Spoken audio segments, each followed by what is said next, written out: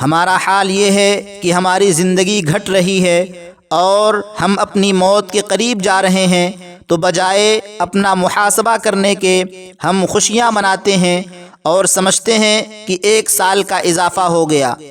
حالانکہ اضافہ نہیں ہوا بلکہ جتنی عمر تھی اس میں سے 1 سال کم ہو گیا ہے۔ اس لیے نئے سال کی آمد پر پٹاخے پھوڑنا، تالیاں بجانا، سیٹیاں بجانا، ناچ گانا کرنا، ہیپی نیو ایئر کہنا یا نئے سال کی مبارکبادی پر موبائل سے SMS کرنا، جیسا کہ نیو ایئر کے موقع پر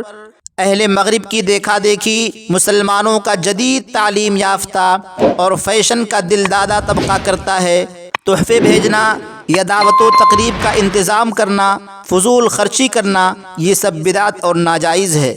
اس لیے کہ یہ اسلام اور مسلمانوں کے دشمن اور کفار کا چلایا ہوا کام ہے۔ وہ لوگ اس موقع پر خوشی کا اظہار کرتے ہیں اور ہمیں کفار کی مخالفت کرنے کا حکم دیا گیا ہے۔ ایک حدیث میں آپ صلی اللہ علیہ وسلم نے اس بات کی خبر دی اور پیشین گوئی فرمائی کہ قرب قیامت میں مسلمان یہود و نصارہ کی پیروی کریں گے اور ان کے طریقے پر چلنے میں فخر محسوس کریں گے۔ اس لیے آج ضرورت اس بات کی ہے کہ ہم کفار و مشرکین کی مخالفت کریں، نیو ایئر